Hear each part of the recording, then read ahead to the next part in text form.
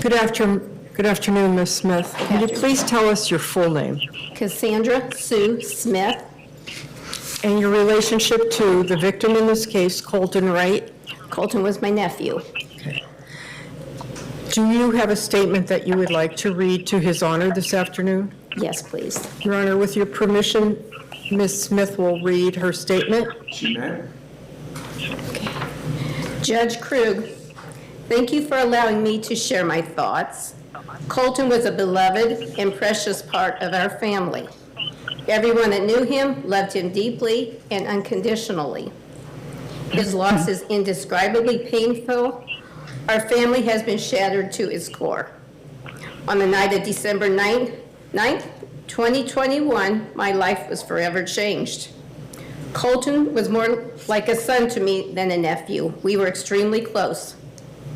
There have been times I have been paralyzed with grief. Having to witness my youngest sister bury her beautiful, amazing, full of life youngest son will forever haunt me. My nephew was a bright light in our family, and every birthday, every holiday, every milestone that he is missing is absolutely heartbreaking. I will never understand why the defendant chose to end Colton's life in such a brutal way. He had a choice and chose to end my sweet nephew's life, which is unforgivable. He took away my nephew, but he certainly does not have the power to take away my beautiful memories and love that is in my heart. I ask that Brennan Wakey please receive the maximum sentence that can possibly be given. Thank you, ma'am. That'll be your first step. Thank you. Thank you, Ms. Smith.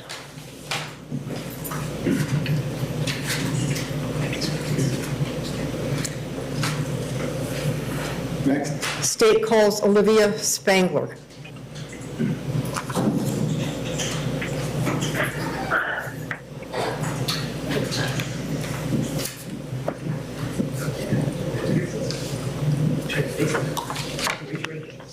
Do you swear or affirm that the testimony that you're about to give will be the truth, the whole truth, and nothing but the truth?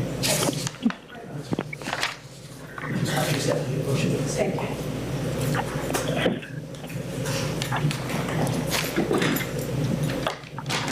Good afternoon, Ms. Spangler. Hello. Will you tell us your full name, please, and spell your last name? Olivia Grayson Spangler, Spangler. And will you tell us your relationship to Colton, please? He was a dear friend of mine. Okay. Would you like to read a statement to His Honor? I would, yes, please. May we have your permission to continue? Judge Krug, my name is Olivia Spangler, and I'm here today to speak about my dear friend, Colton Wright. Excuse me, sorry.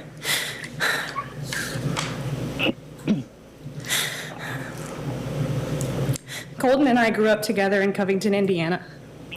Later in life, we both ended up living here in Sarasota, Florida. No matter where life took us, that connection of growing up together always stayed with us. One of the things I loved most about Colton was the way he could make me laugh. Some of my best memories in life are with him. We spent so much time growing up riding our mopeds, driving around on the golf cart, and just enjoying being young and carefree. In high school, we had so many moments together that I'll never forget, even things like skipping school and driving around in the snow. Those memories might seem small, but to me, they were some of the happiest times of my life. Colton was always there for me. He was someone who stood in my corner and supported me no matter what. We shared so much life together growing up, and he was the kind of friend everyone deserves to have. Losing Colton has left a hole in my life that will never be filled. He should still be here making people laugh, making memories, and living the life he deserved. He would have even been invited to my upcoming wedding. Instead, his life was taken by someone he trusted, someone who was supposed to care about him. That betrayal is something that is still hard to understand. It has been more than 4 years since Colton was taken from us, but the pain of losing him is still very real. His family, his friends, and everyone who loved him continue to live with that loss every single day. Colton deserved to live his life. He deserved to grow older, to build his future, and to continue bringing joy to the people around him. Because of that, Your Honor, I respectfully ask that you impose the maximum sentence allowed for the person responsible for taking his life. Colton deserved a lifetime, and the person who took that from him should face the full consequence of that choice. Thank you for allowing me to speak on behalf of one of my best friends. Sincerely, Olivia Spangler. Thank you. Thank you.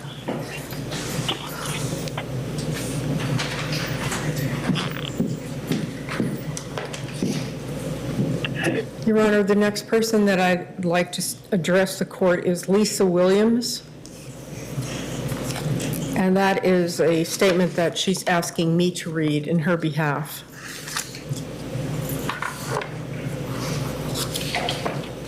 May I? You may. Judge Krug, Colton Wright was my nephew. We have a large family, and each and every one of us have been affected by his death. He was very much loved by so many people, not just our family. He was full of life and always had a smile on his face. To have someone rip him away from us is probably the hardest and most heartbreaking thing I have ever gone through. To see my sister's face now, his mother Amy, there is a sadness, an emptiness, and a hurt that I know will never leave her. This hurts me terribly. Nothing will ever take that away. Therefore, I ask that Brennan Wakey receive the maximum sentence for the hurt he has caused us all. We will never have the joy of seeing Colton again, but we'll always have our memories.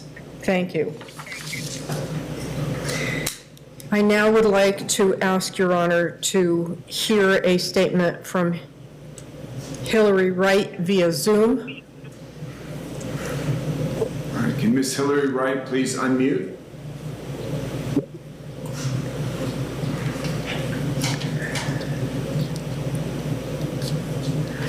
I saw her name up there earlier. I don't know what happened to the, Okay, I don't see a Hillary Wright in the Zoom call. Do you have anybody else? yes. Ms. Thompson, Ms. Amy Thompson, Colton Wright's mother, would like to address the court. All right, can Miss Thompson please unmute? No, Ms. Thompson is here in person. Okay.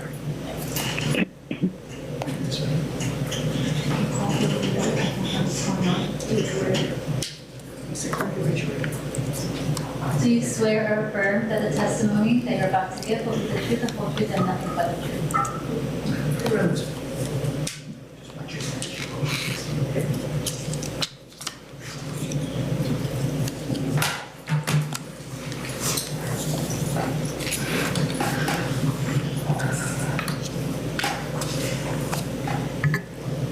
Ms. Thompson, before you start, tell us your full name, please. Amy Jo Thompson, Thonpson. Okay, and your relationship to Colton? I am his mother. Okay, I need you to sit up a little closer to the microphone and speak into it.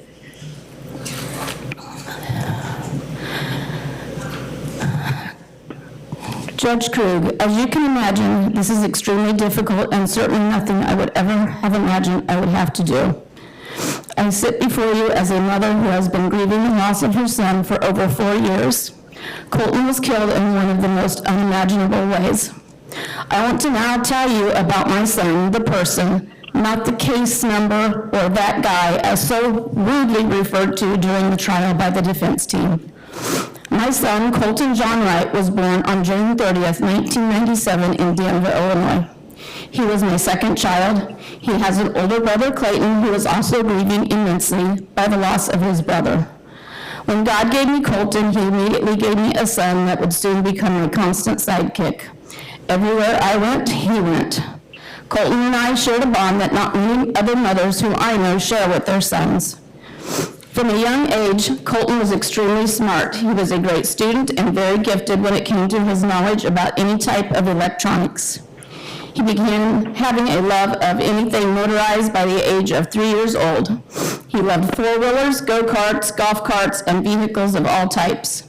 He would drive down the highway and we would point out a vehicle and he could immediately tell us what type of vehicle it was.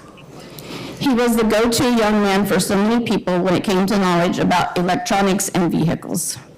Colton was loved by everyone. When I say that, no truer words could be spoken. If he had enemies, I certainly didn't know it. Colton was a worker. He knew in order to have the things he wanted that he needed to work for those things. He had his own car detailing business at the age of 14, as well as his own lawn care business. He also bussed tables at the age of 14 at a local restaurant in our hometown. His dad, stepdad, and I would take him all over to mow lawns. When he wasn't detailing a vehicle, then he was mowing the lawn, and eventually, at the age of 16, started working at a job where he was quickly known as the best worker, constantly receiving compliments from customers, management, and peers. At his visitation, his family, friends, co-workers, and customers came from all over. There were hundreds of people that attended his visitation. At his funeral, it was standing room only. I tell you these things so you can get an idea of just who he was and how many people's lives he affected. Colton would immediately light a room when he entered it. He had a heart of gold. He always wanted to see the best in everyone. That trait of his was both a blessing and a curse at times. He was an avid animal advocate. He was an honor roll student his entire school career, achieving many scholastic honors and awards. He loved family gatherings. He played t-ball, baseball, basketball, and soccer. He was homecoming king of his senior class. He was a volunteer at the local nursing home where I worked, attended and helped with many different fundraisers, attended numerous charity events, and would always root for the underdog in any situation. He truly cared about other people. His first trip here to Florida was when he was 3 years old. We went to Disney World, and he immediately fell in love with Florida. He later had the opportunity to go on vacation with his grandparents and aunt to Florida several times during school breaks. Once he turned 18, he and some of his friends would come to Florida on vacation. When Colton turned 23, he decided that he wanted to move to Florida. This was in 2020 when the restaurant he worked at closed due to COVID. Florida was his favorite vacation spot. He did not really have a solid plan other than knowing a few people in the area he was moving to, and he felt he would not have a problem getting a job as a server. Unfortunately, this move proved to be the worst mistake Colton would make, other than meeting the individual, Brennan Wakey, who took his life. In both February 2021 and July 2021, I came to Florida to spend time with Colton. Both times I went in hopes of showing him how much he was loved and supported and to make sure he was okay, needing to see it for myself. All I wanted was for him to come to the decision to move back home. He felt he still wanted to live in Florida and give living there a little longer to see if it worked out. He lived with his friend Chandler at that time, and I knew she was a good person whom I could trust. Unfortunately, after my visit in July is when things started spiraling once he met Brennan Wakey. It was within just a few days of me leaving that Colton met him online. Colton called to tell me about him, and at first things seemed fine. Brennan had his own vehicle, his own home, a job, and seemed to not want for anything. At least that was the picture he painted to Colton. I'm certain this was appealing to Colton because he had the companionship of a new friend. I spoke to Brennan on the phone a few weeks after he and Colton met. He told me how much he cared for Colton, and as a mother, of course, I was very skeptical, especially since they had seemed to become so close so fast. I warned Colton to please be careful, as this person seemed to be too good to be true. The immediate vibe I got from him was con artist. The relationship quickly became what I would describe as toxic. As time went on, Colton told me he was afraid of Brennan and of Brennan's father and an uncle. Of course, this upset me extremely, and I kept reiterating him to get away from him. Brennan had some type of hold on him, and I assumed that was through him providing drugs and a place to stay. Our last phone conversation, other than texting, Colton said he was getting away from Brennan and that he was going to move back home. I told him my husband and I would help him as we had always done. I will never be able to forget the night a police officer came to my home to tell me my son was found dead in a hotel room in Sarasota, Florida. As I type this letter, I can still feel the pain in my stomach and the immediate shock I went into. I felt as if a hole had just been ripped right through the middle of my heart. I was in denial. This could not be true. This is what I kept telling myself. That was on December 9th, 2021 at 11:30 p.m. All I wanted to do was get on a plane and go see my son, my baby, whom I love with every ounce of my being. I just wanted to see him and to hold him. I remember calling my husband, telling him to get home from work, and then my son Clayton telling him to come to the house right away. Those moments still haunt me and seem unreal. That was by far the worst night of my entire life. I then called Brennan Wakey's cell number, which I had programmed in my phone. I knew right away it was him without even being told. My intuition knew it. I was in total shock. I don't even know why I did that, other than scream into the phone asking him what had he done to Colton. The way that Colton's death has affected me has been beyond traumatic. I do not sleep well. I have horrible dreams. I am sad, angry, upset, and miserable many times. My work has suffered. I've had to take weeks of my life off from my job due to these trips back and forth to Florida for hearings, meetings, and for my own mental health. My relationships are not what they used to be. I went from being a happy and outgoing person to being withdrawn, depressed, and unhappy much of the time. I think about Colton constantly. I worry if he knew just how much I loved him. I worry if he knew just how many family members and friends loved him who are grieving this tragic loss. Was Colton perfect? No one is. He had his share of mistakes like we all do. I do know that by his life being taken in such a horrendous and horrific way, that the void in my life feels as if I will never find complete happiness again. I still wait to receive a text, a phone call, or to see a post online from him. You always hear of parents who lose a child and wonder how they even go on with their own life. Now I am that parent. Every single day of my life, I have to live with the fact knowing that a smug, arrogant, entitled individual thought he could get away with murdering my son and that he would not be caught or that he could buy his way out of it, as he loved to brag to people about. Brennan Wakey is not what he loves to portray himself to be. He does not deserve to ever be released from prison. He is a despicable human being who deserves life in prison without the possibility of parole, but unfortunately, since he received the verdict of manslaughter and tampering with evidence instead of murder in the second degree, that is not what he will receive. I ask, though, why should he ever be given any freedom? The only thing he deserves is to be behind bars to think about what he did to my son, someone he claimed to love and care about every single day for the rest of his life. He has had 4 years of freedom. I ask that Brennan Wakey receive the 30-year maximum sentence for manslaughter and the 5-year maximum sentence for tampering with evidence. I have waited 4 years to sit before you, Brennan Wakey, to look you in your face so you can say the pain that you have caused me. Unfortunately, I am well aware that you have zero remorse for killing my son, Colton John Wright. If you had, you would not have shot him, stole his laptop and cell phone, and fled from the Hyatt Hotel to then flee to your home and your father's home and then lie about it all. Let us also not forget that the gun you murdered him with has never been found. A person with a soul and who was remorseful would have immediately called 911. But no, you chose to be the conniving little coward you are and always will be, and killed my son, shooting him in the face and then firing a second shot. I have had to endure 4 years of your tauntings on social media posts, bragging that you were going to be even more famous than Kim Kardashian and Casey Anthony, and watching you in person and via Zoom use your best acting skills to act as if you were the victim. You disgrace me and you are appalling. You may sit there in your orange jumpsuit looking the part of a person who claims he was defending himself, but you and I both know you are nothing other than a cold-blooded, arrogant, entitled little person who thought you would get away with killing Colton. I would love to know what went on in that sick and twisted mind of yours. Did you really think that no one would catch you? I am 100% convinced that part of you hated the fact that you had zero friends and Colton was loved and adored by everyone. I specifically remember asking Colton if you and he ever hung out with any of your friends, and he said you did not have any friends other than anyone he introduced you to, but none of them liked you because you acted possessive and jealous and made them nervous, always carrying a gun and making sure they all knew it.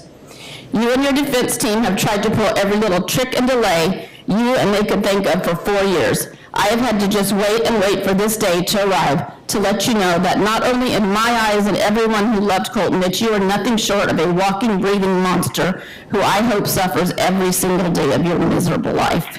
You have had the privilege of walking the streets and living your life after killing Colton. all while my family and I have suffered in agony, never getting to see or talk to him again.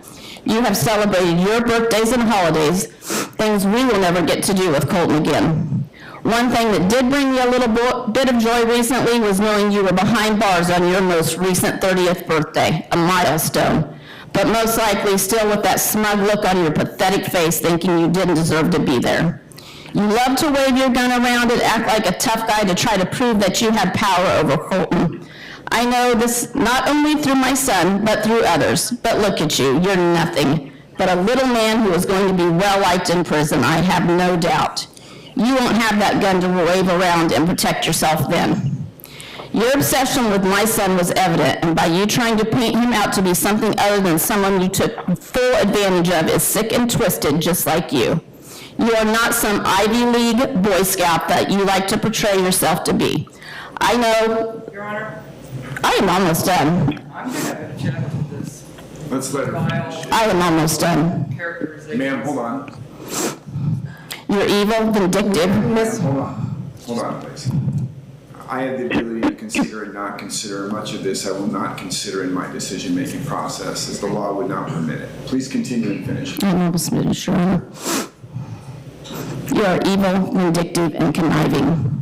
May you rot in hell for eternity, and may every moment for the rest of your miserable life be spent living in fear, just as my son lived his final moments with his cell phone in his hand, having enough bravery and mindfulness to take photos of you, the monster that killed him. I am a Christian, and as Christians we are taught to forgive others, but I can promise you that will never happen when it comes to you. I loathe you with every ounce of my being and will never forgive you, Brennan Wakey. Amy Thompson, mother of Colton Wright. Thank you, Your Honor. Your Honor, Colton Wright, wait a next. second, I can come forward for a moment. I'm sorry? Can you come forward to the bench? You may.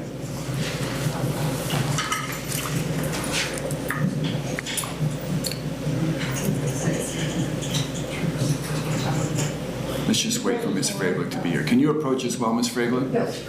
Okay.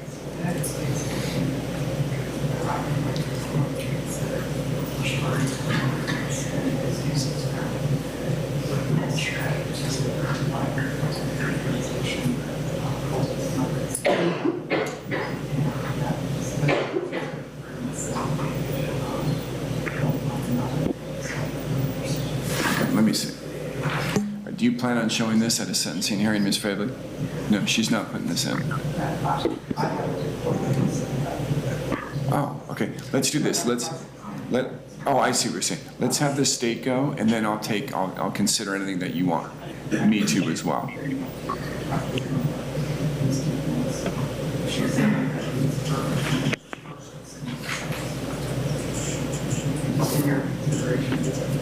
Yeah, all right.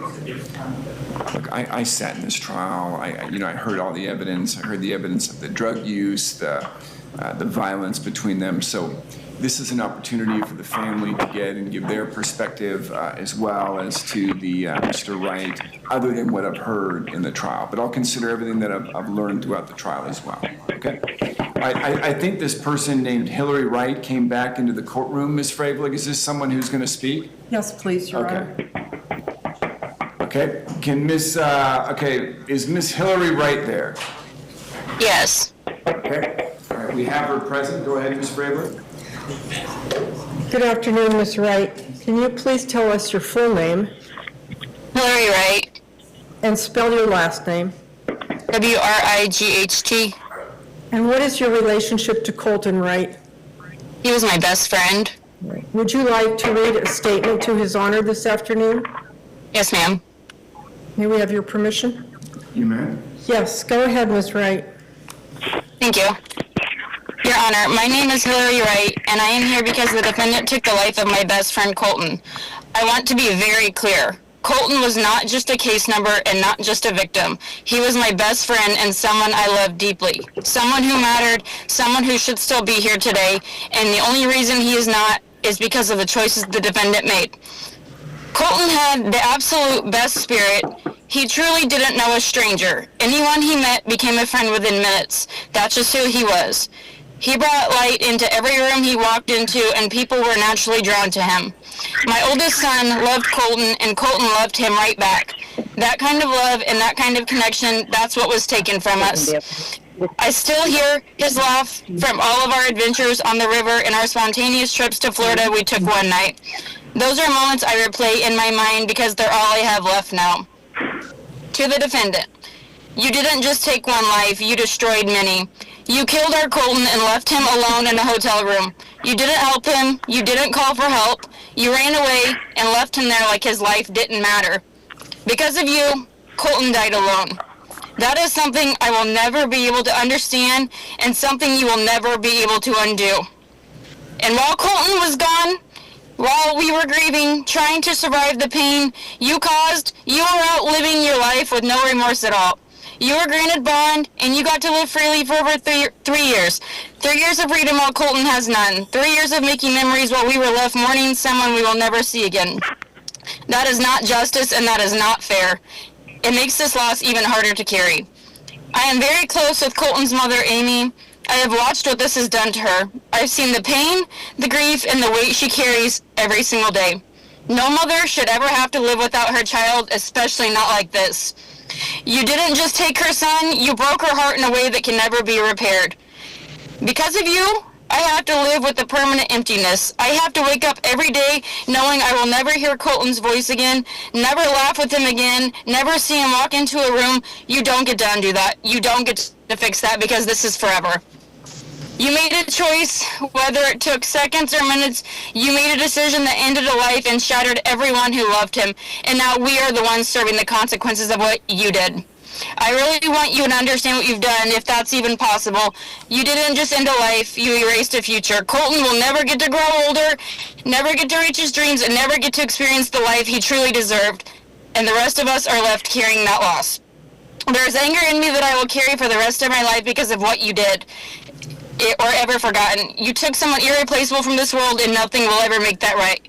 Colton deserved to live. He deserved more than what you gave him, and I will never stop grieving the life you took. I hope the court sees the full weight of this loss and understands the damage you caused goes far beyond this courtroom. It lives in me, and it will stay with me for the rest of my life. That is what you have done. Thank you. Thank you. All right, the state next. Yes, the state calls Mr. Wright and Mrs. Wright. They are the father and stepmother of Colton. Good afternoon. Good afternoon. I've been asked to read this on behalf of both his dad and myself. Okay, before you start, ma'am, why don't you tell us your full name and spell your last name? Marcy Marie Wright, W-R-I-G-H-T. Brian White. Okay, and your relationship to Colton are father and stepmother? That is correct. Father. Father and stepmother, yes. Okay. Your Honor, may they proceed? Thanksgiving of 2021 was the last time we spoke to our son, Colton. 14 days later, Brennan's deliberate and unjustifiable actions ended his life. From that moment forward, we were forced into a reality where we will never again hear Colton's voice, read another I love you too text, or see the smile that defined him. He was only 24 years old. For 4 years and 52 days, while our son lay in a grave, Brennan Wakey was free to move about Sarasota County without consequence. As we struggled to survive the grief of losing a vibrant son, brother, and friend, Brennan continued to enjoy his life without interruption. His social media posts and his own comments reveal a pattern of disregard for the law, for social norms, and for the basic humanity of others. Throughout this trial, the defense repeatedly emphasized Brennan's concealed carry license. But responsible training is clear. You shoot to stop, not shoot to kill. The purpose is to halt an imminent unlawful threat, not to ensure fatal outcome. The photograph taken at Brennan's December 2021 arrest shows a man without a single defensive mark on him. He was unharmed, yet he made a conscious, irreversible choice that ended Colton's life. During the trial, Brennan showed no remorse, not once. His demeanor reflected indifference to the life he took and the devastation he caused. A person capable of such an act and capable of walking away from it without a trace of accountability should not receive leniency. The maximum sentence is not only justified, it is necessary to reflect the seriousness of his action and the danger he poses. The only small measure of peace we have is knowing that Colton did not suffer. We respectfully urge you to consider Brennan's mental instability, his consistent disregard for human life, and the profound permanent harm he has caused, determining your final sentencing today. Thank you. Thank you. I also see that Colton Wright's brother would like to speak to the court. Mr. Wright?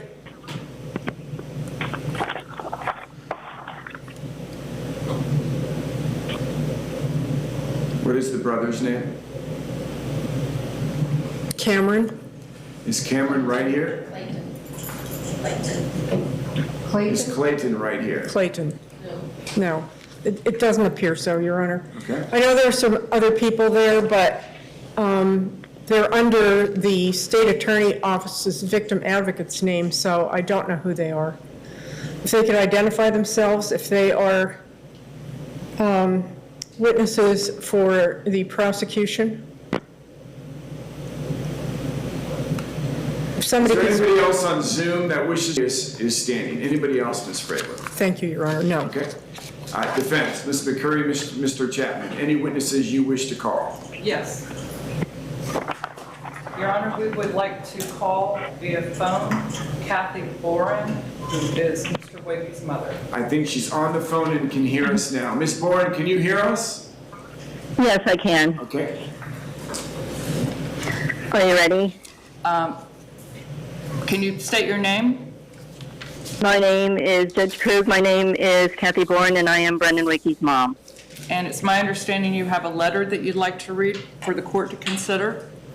I do, please. Go ahead. Judge Krug, my name is Kathy Bourne, and I am Brennan Wakey's mom. I have known him all of his life. This situation is a painful tragedy for all involved. Multiple lives have been irreparably changed by two very young men who knew each other for just short of 4.5 months. A blip in time, it would seem, but enough to turn paths and to render unintentional damage. I know Brennan to be a determined person, even at a very young age. He would set a goal and strive for it. He excelled. He wanted to work on Wall Street until he did, and he found he wanted a job that had more heart. He became a financial advisor and found meaning in helping and guiding clients to realize their retirement goals. He was compassionate. While working at a restaurant during college, he would take food back to his dorm to give to a homeless person that was sitting out front, and he would ask them if they wanted something to drink and go inside and get it and bring it back to them. He enjoys helping his neighbors with home repairs. He recently had a cellmate who was being released, whom he gave some money so he would be able to get a bite to eat and a pair of shoes and possibly a coat, as it was chilly in Sarasota back then.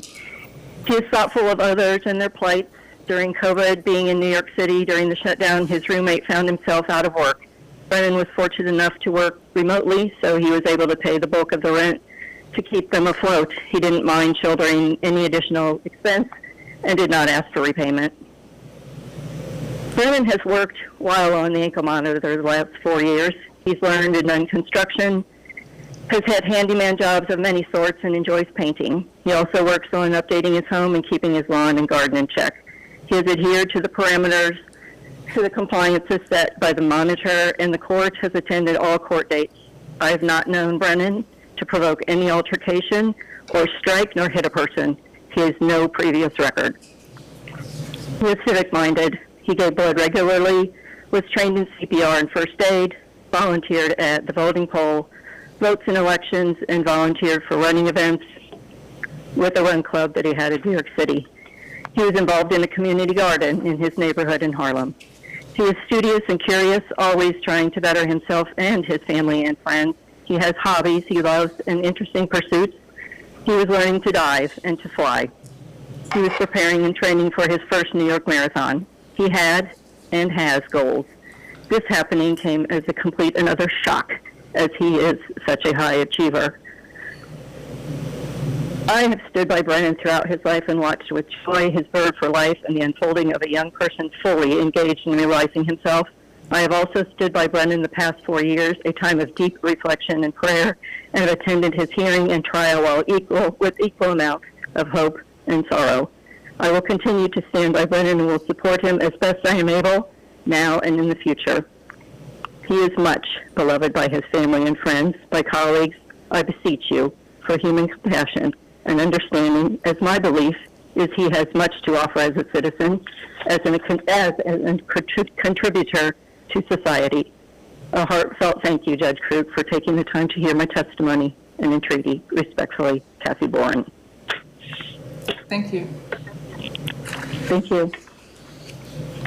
Next person. John Sage.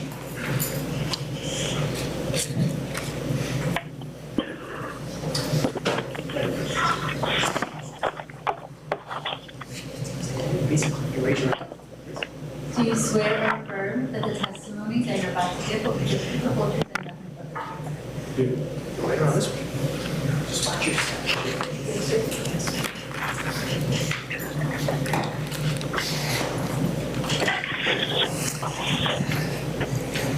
Please tell the judge your name My name is John Sage. and your relationship with Brennan Wakey. I have been Brennan's partner for 4 years. And it's my understanding you have a letter that you would like to read to the court. I do. Your Honor, my name is John Sage, but everyone calls me Johnny. I have been in a relationship with Brennan Wakey for 4 years. From the very first day we started dating, I experienced his kindness firsthand, and over these 4 years, his presence in my life has helped me mature and grow into the person I am today. I have lived with separation anxiety since I was young. There were days when it was extremely difficult. During those times, Brennan would check in on me whenever he was away for an extended period. That consistency, small as it may sound, meant more to me than I can even put into words. When I contracted COVID, I was too weak to get out of bed. I needed a COVID test for work, and Brennan had an early job the next morning.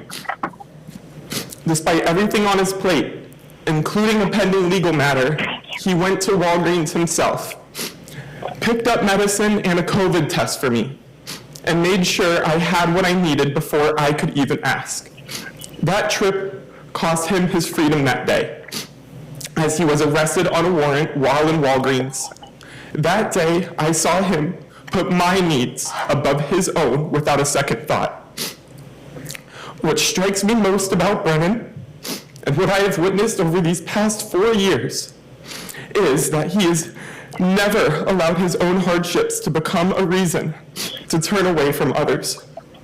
Even during this most difficult period time of his life, when most people would focus on themselves, I watched Brennan do the opposite. He would show up for the people around him. He would choose to do the right thing. That is not something a person performs for an audience. I saw it in the quiet moments, his small decisions, when no one was watching and there was nothing to gain. Brennan is, without a question, a person of high moral character. When our neighbor across the street asked about purchasing an exterior door we had just recently replaced, Brennan gave it to them and personally went over and installed it at no charge. I was there and I saw it. When Hurricane Ian struck in 2022, I watched Brennan spend days helping our neighbors with cleanup and repairing their pool cage screens. Also due to Ian, when a massive oak tree fell across the street in our neighborhood, he did not wait to be asked. He grabbed his chainsaw and went out to help clear it alongside our neighbors. I stood there and watched him work for hours without complaint. Brennan doesn't turn his back on people regardless of their social status. I've seen this firsthand.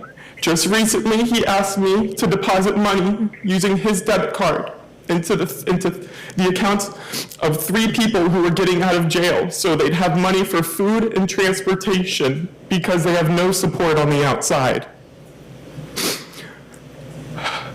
Over our 4 years together, I saw sides of Brennan that most people never get to see. There were nights that I still think about, nights that reminded me just how human he really is. What I witnessed in those moments was not a dangerous man. It was a man who was hurting, who genuinely could not forgive himself. That kind of pain does not come from someone who does not care. It comes from someone who cares solely, who cares deeply and feels the full weight of a difficult situation. One night, I came home from work and found Brennan on the ground, knees close to his chest, with a knife to his throat. He was sobbing, stating, "I wish this never happened. I just want this to be over." He broke down like this on 2 other occasions that I've witnessed, each ending up with a knife to his throat. All I could do at those times was hold him close and pray we'd get through it. In all 4 years, Brennan has never once raised a hand towards me or anyone else in my presence. I have never felt threatened by him. In fact, I've always felt safer with him around, both at home and outside. On days when I was visibly struggling, he would stop whatever he was doing, come to me, and either hold me or find a way to make me laugh. I felt his care every single time. I still believe in the justice system, Your Honor. I was raised to believe that it exists to get things right, to look at the full picture of a person, not just the worst moment. But I would not be honest if I did not say that watching this process unfold has been difficult. Not out of anger, but out of sadness that the Brennan I know, the one who helps neighbors after a hurricane, who gave away a door and then installed it for free, who wants to help people no matter their social status, who checked on me when he had every reason to focus on himself, feels like he has not been fully understood through all of this. I know with certainty that Brennan still has a great deal to offer the people in his life. In our home, he handled all the mechanical repairs, all of our finances, and took care of any construction and maintenance in our home. Brennan is someone people can rely on. He is someone who shows up. I'm not asking for anything unreasonable, Your Honor. I'm simply asking that the full measure of who this man is be considered, because I have seen every single day for 4 years, and it matters. I can't help but think about the fact that we wouldn't even be here today if Colton never picked up that glass bottle in the first place. Thank you. Thank you, Johnny.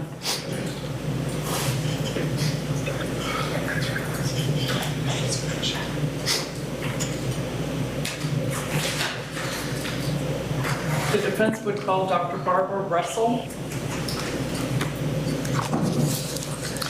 And Your Honor, if I may note, you read my sentencing memorandum. I did. Will be arguing for a downward departure, and Dr. Russell's testimony, I'd ask that you consider that for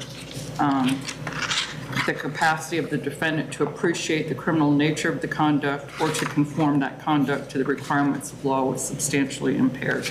Okay. Do you swear or affirm that the testimony that you're about to give will be the truth, the whole truth, and nothing but the truth? Just what you're saying.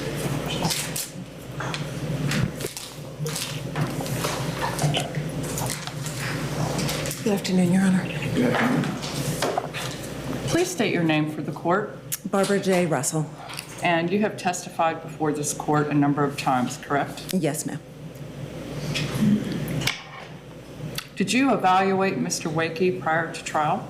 I did. And can you tell the court when you did that? I did that in, I met with him twice. First was in, I believe it was September, August or September of 2024, and I saw him again, 2025, I'm sorry, and again the end of December. How much time did you spend talking with him and administering tests?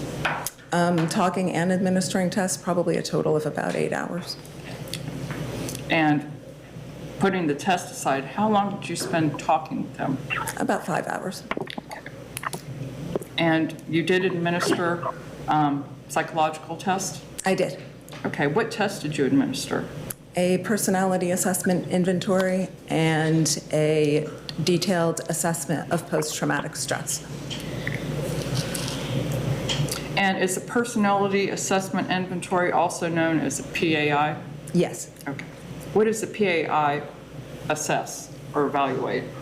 It evaluates salient features of personality as well as symptoms of clinical psychopathology and personality disorders. Your Honor, if I may ask the witness to have the microphone closer to herself so the whole courtroom can hear, please. Is that better? Sure. I can't hear, so I like it closer. Thank you. Do you want me to read that question again? Pardon me? Did you hear the answer to that?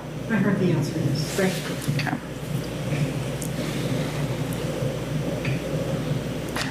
And so the PAI also tests psychosocial maladjustment, correct? Yes, it looks for symptoms of psychosocial adjustment or maladjustment. And I'd like for you to talk about the results of Mr. Wakey's testing for PAI, a personality assessment inventory.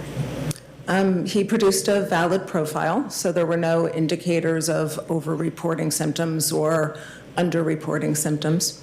He had a very high T-score clinical elevation on the traumatic scale, which was indicative of traumatic stress. And he also had elevations on anxiety and depression. And he also endorsed some items that were indicative of suicidal ideations. Did this also test for depression? Yes. And did it also test for cognitive, affective, and physiological symptoms? Yes, he exhibited physiological symptoms of anxiety, cognitive symptoms, as well as emotional symptoms, and emotional symptoms of depression. Okay. And when you just testified to a valid profile, not including someone overstating something or understating something, is that also called negative impression management? Yes. Okay, can you describe that? Negative impression management is when somebody attempts using the instrument to appear to have stronger symptoms or problems than they actually have. Okay. And did you find any indication in the testing or self-reporting that he was trying to change the outcome of the case or malingering?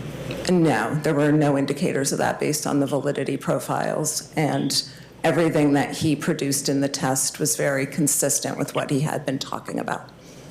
Did the PAI testing also test for aggression or lack of aggression? It does. There are aggression scales, aggression subscales that look at verbal aggression, physical aggression, and aggressive and violent thoughts towards others.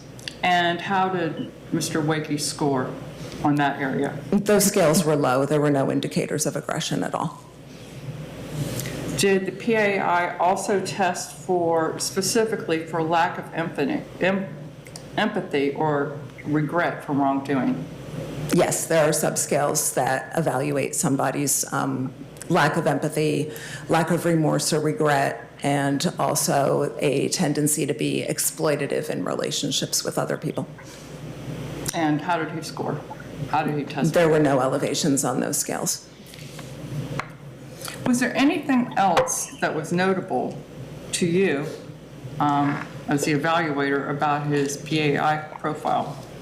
Yes, he endorsed items and had some elevations on scales that identified that he is methodical, organized, values high achievement, and also that he has, it was a slight elevation, but elevation nonetheless, has the tendency to be intolerant of boredom, to crave excitement, and to not always consider the potential consequences of behaviors when he's having fun.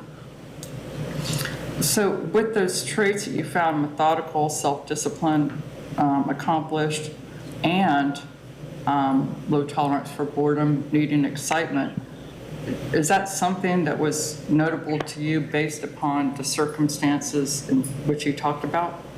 Yes, based on what he talked about in terms of his overall life experiences, his accomplishments, and also his relationship with Colton Wright. And from a psychosocial perspective, can you opine on why Brennan was interested and got involved with Colton Wright? Colton Wright and the way their relationship, it met his interest and craving for excitement. Colton was a lot of fun. He described him as being really fun to be around, entertaining, humorous.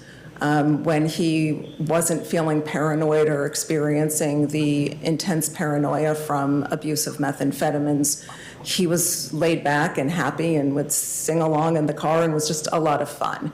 And they had experiences that that met Brennan's interest and need for excitement, for something different in his life. At the same time, he also didn't consider the potential consequences of remaining in that relationship when he was experiencing things like Colton stealing his identity, his credit card numbers, his various encounters with the law, the arrests. It didn't occur to him that these could become his problem in some capacity. In fact, he had shared during the evaluation that he felt very detached from Colton's problematic behavior. He felt that, well, those were things that could cause him problems, Colton problems, but they weren't, Mr. Wakey didn't see them as his problems per se. And that is consistent with his elevation on the PAI that said that the consequences for certain fun situations just may not occur to him. In your experience dealing with couples, both gay and straight, do you see combinations like this? Someone who's steady and functioning versus someone that's fun, sort of out there? Oh, I do. I see it often in my clinical practice.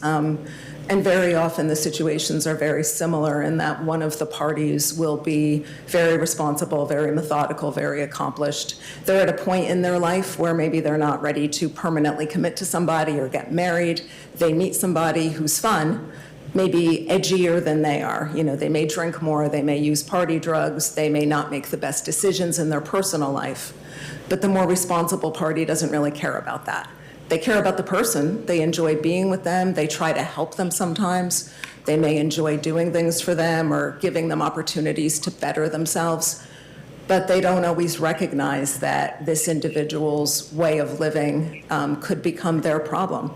Sometimes I've seen men get women pregnant who are very irresponsible, or they end up with, you know, the person will steal their credit card, or they'll have just an assortment of potential problems can come down the road because people don't always consider the possible consequences of being involved with somebody who has a different lifestyle. Now, you said that you performed tests. Was there another test that you administered to Mr. Wakey? Yes, the detailed assessment of post-traumatic stress. It's known as the DAPS. Okay, and what is that test for? That test evaluates for the symptoms of and the severity of the symptoms of post-traumatic stress disorder. And the symptoms are consistent with the criteria, the well-known criteria from DSM-5? Yes, all of the symptoms and the extent of them are consistent with DSM-5 PTSD. Did Mr. Wakey have a valid profile, meaning no malingering, on this test as well? Yes, he did. His scores were in the normal range for negative bias or positive bias, meaning that he wasn't trying to minimize or deny symptoms that he was having, and he wasn't trying to exacerbate symptoms, or he wasn't endorsing items that were overly symptomatic or unusual. Can this particular test measure specifically if someone is malingering?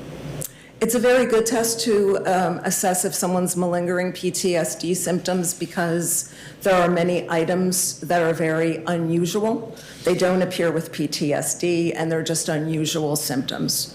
So when I administer this test, if somebody is endorsing these very unusual symptoms, it's often indicative that they're just simply trying to appear to be very symptomatic. Okay, and was there any indication that he did that? Oh, no, none at all. He didn't endorse any of those items.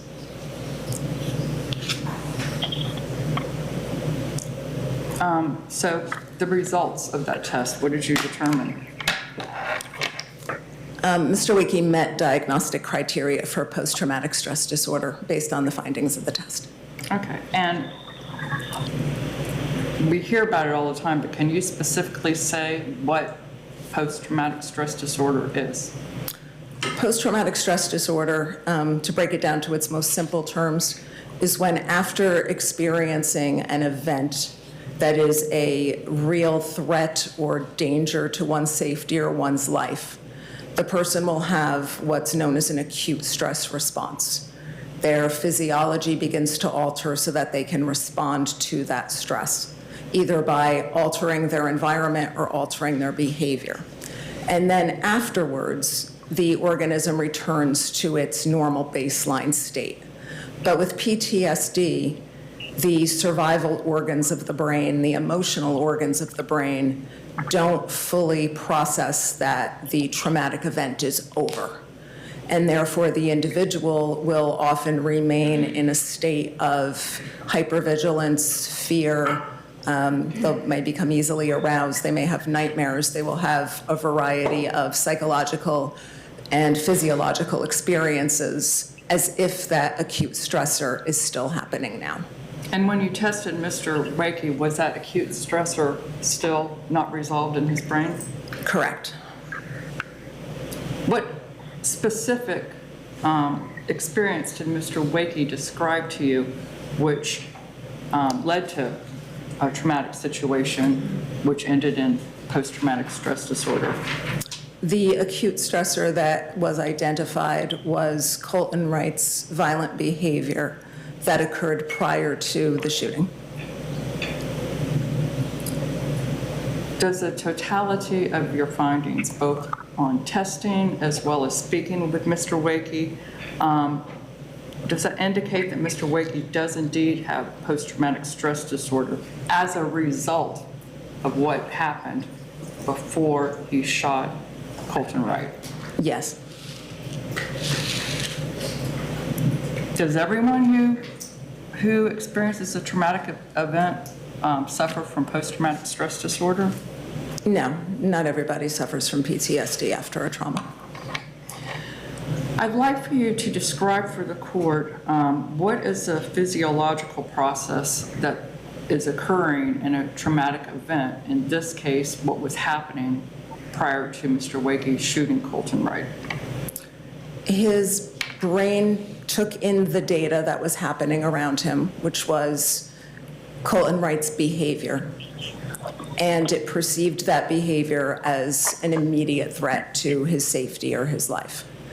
When the brain interprets data as a threat to one's safety and one's life, a process begins that happens in seconds in order for the person to protect themselves. First, there's an assessment of the severity of the situation. Is this life-threatening? Is this potentially just dangerous? Is this risky? It does a threat assessment. The second thing it does is the brain considers what tools and resources are available to me to stay alive. The brain's number one objective is to keep the person alive. So it's going to consider, is there help available? What can I do in terms of speed? Can I run? Do I have an escape? Do I have tools? Do I have weapons? What can I do? And the third thing it does is it activates an action plan, which, as I said earlier, involves either changing one's own behavior to respond to the threat or changing your environment, getting away from the situation. And if one can't change their environment, then they change their behavior and take some kind of self-protective action. When you were describing for the court the different things that the brain is processing when they're in this situation, and you are referring to the acute stress, correct? Yes. They're not really thinking everything out logically, are they? No, that's impossible because, first of all, it happens in a matter of a couple of seconds. And second of all, when the acute stress response is going on, it's the survival organs of the brain, the primitive brain, monkey brain, as I sometimes call it, that's driving the bus in that situation. The frontal cortex, which is the rational, systematic, problem-solving part of the mind, is taking a backseat to this process. Survival brain is focusing on one thing, and that's staying alive. So there's not going to be any deep kind of analysis about, well, would this be better than this, or is this possibly something that could be interpreted as unlawful if I take this action? The person's mind is trying to keep them alive.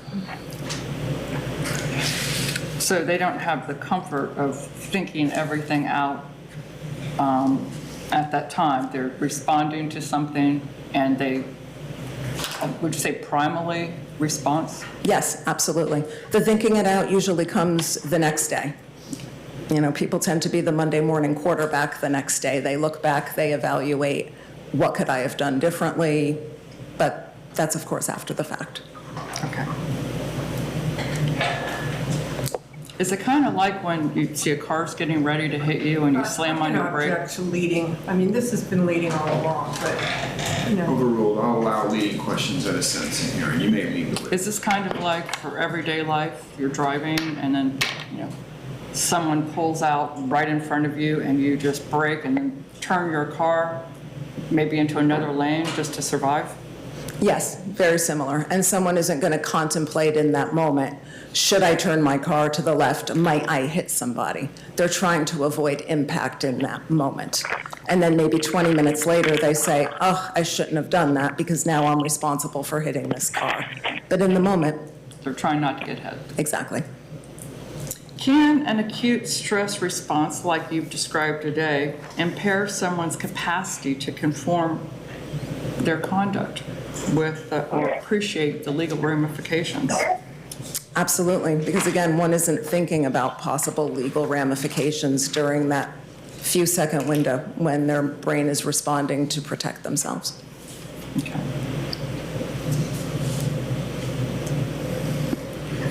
So when they're trying to protect themselves, you know, they're not figuring out everything that they would if they were thinking about it the next day. Right, or even if they knew something was coming the day before. If somebody knew that a potential danger to their life was going to come in 24 hours, well, sure, they can consider all the possible consequences, and in fact, they could potentially even avoid the situation. But in the moment, when the danger is very real-time present, you know, they only have a couple of seconds to figure out, what am I going to do to keep myself safe? And you said that you talked for 5 hours and you administered tests. Did you determine that Mr. Wakey was truthful with you? Objection. I'll sustain the objection as to her having some special talent and whether someone truthful or not. She can talk about validity of testing if that's what you're asking for, but not her ability to tell if someone's truthful or not. Did you, in your professional capacity, after talking to many people in your practice, believe that Mr. Wakey was being truthful with you? Objection. I'm going to allow her to answer. I'm curious if she thinks she knows when people are truthful or not. You can answer the question. Based on his presentation and various things that he talked about, I certainly had no reason to believe that he was being dishonest, and he appeared to be truthful about the different things that I asked him and that we talked about. Okay. And that followed the testing that it showed that he was being accurate and not deceitful in the testing? Correct. Okay. I have no further questions. State any questions? Brennan Wakey was just several months before the murder trial, is that correct? I believe so, yes. Pardon? Yes. Okay. So for all of that time, those 4 years, you had never known Brennan Wakey, met him, talked to him, you knew nothing about him until just months before he was called into trial as a defendant in a homicide case, right? Correct. I did not know him before my evaluation of him. Okay. And you said that when you did talk to him, you saw indications of traumatic stress. Correct. Okay. Do you think that facing a murder trial in a few months might make a person feel stressed? Stressed, sure. Okay. Depression? Describe that he seemed depressed. Yes, Would it make a person feel anxious? it certainly could, all of those things. Okay. But yet you believe that those were produced by his experience with Colton Wright, This is not by about- what he did to Colton Wright. Is that correct? Well, it isn't what I believe. It's that was the stressor that was identified prior to him endorsing the presence and the severity of his symptoms. The stressor that was identified by him, correct? Correct. Self-reported by him. Well, of course, I cannot read his mind and tell him which Right. stressor in his life is the most pressing or disturbing situation right now. Right. You can't read his mind. That's right. And you have no way of knowing why he was depressed, anxious, or stressed out a few months before murder trial, correct? No, incorrect. Are we talking about the test results specifically? No, I'm talking about you and you coming up with a decision. You have no way of knowing, you personally have no way of knowing whether he was depressed, anxious, all of those things that you talked about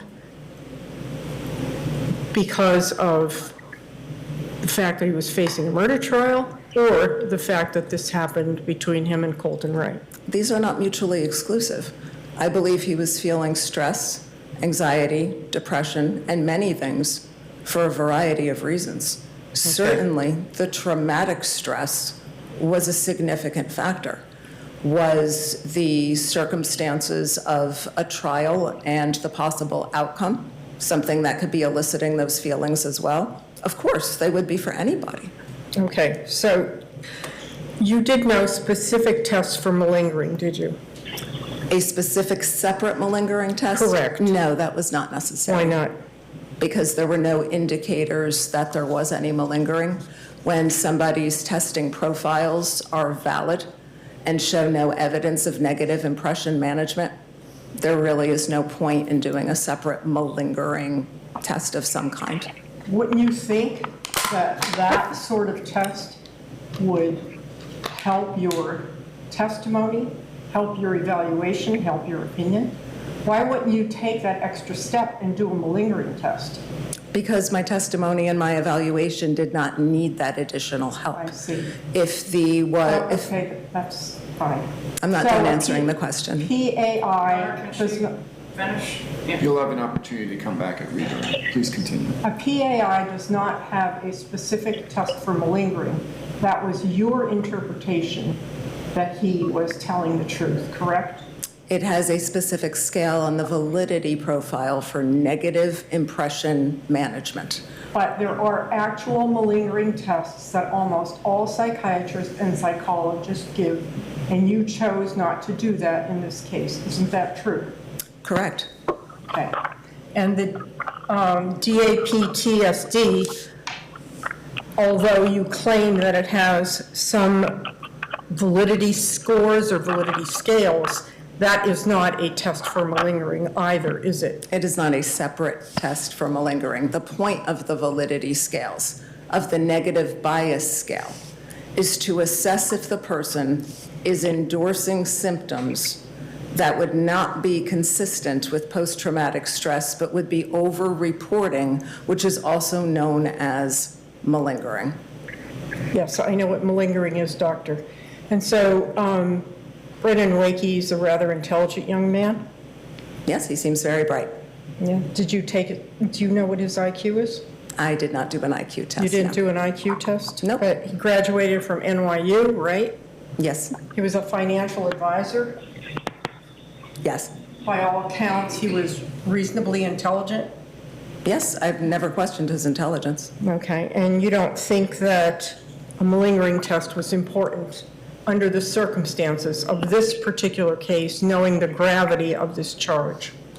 I would very respectfully offer that intelligence has nothing to do with the No, I'm not malingering talking test. about intelligence. No, I'm I did talking not about believe it was malingering. necessary. There's no evidence to suggest that he was malingering. Malingering tests are used when there's evidence to suggest that somebody may be malingering. He was not pretending that he had no memory of things. He was not pretending to be intellectually deficient in some manner. He was not endorsing any systems of psychosis. There was nothing that would suggest that he was feigning anything. There was nothing to suggest that he was feigning being stressed? No, not at all. Not at all in your mind. And you can't read minds, you told us that, right? Based on his presentation, based on his test performance, based on what he was talking about, and based on what any reasonable person would be feeling in such a situation. I can't think of a single human being I've ever met who would have been in a situation that Mr. Wakey was That's okay, in, I'm not asking and that then question. be facing trial. Dr. Russell, don't expand. Just answer my questions. So, on the night that Brennan Wakey went up to that hotel room, he used methamphetamine, did he not? And no, he did not, from what he told me. He did not? Mr. Wakey told me he did not, no. Do you remember giving a deposition in this case? I do.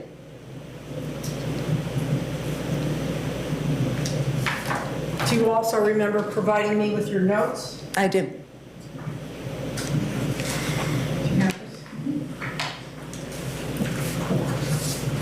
Do you have those with you?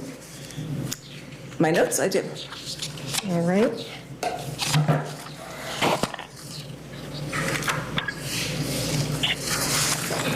Did Mr. Wakey ever use methamphetamine with Colton Wright? Yes, he told me he did on several occasions. Okay. All right, so do you have the deposition with you as well? I don't.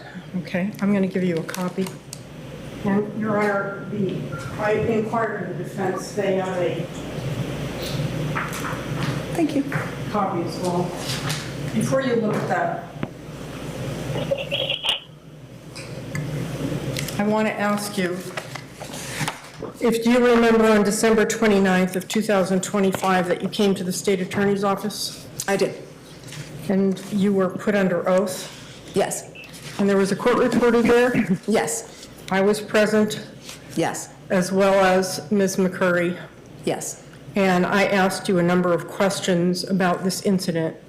And we specifically talked about what took place that night based upon Brennan Wakey's recitation of the events to you. Yes. And when I said, did he tell you that he was smoking meth, you answered yes. Today, you are saying the opposite. Where is that again, please? I haven't told you where it is yet, doctor. I'm asking you if you said, did he tell you that he was, I said, did he tell you that he was smoking meth? And you said yes. And I continue to say, okay, so he admitted to smoking meth, and you said yes.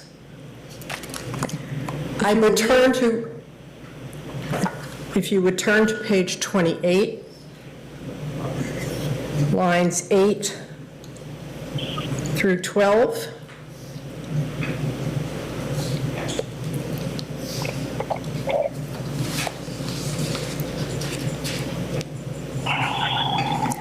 Can you read that silently to yourself? Yes, I did. And can you explain to me why today you are denying that that Brennan Wakey told you he smoked meth? When you first asked the question, I thought you were asking if Brennan said that Colton was smoking meth. He did tell me he was smoking meth. He told me Colton was smoking meth. When I met with Mr. Wakey on December 31st, I reviewed that again and asked him to please clarify. So he clarified again that he was not smoking meth. My notes also indicate that he had stopped smoking meth before the night of the incident. So you're telling me that the defendant lied to you. He told you that he was smoking meth before December 29th when you gave this deposition.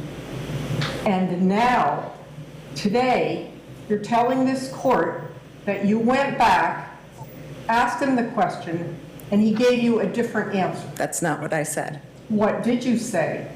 I said that when you asked me, and I'm going to make sure I'm reading the question right, did he tell you he was smoking meth?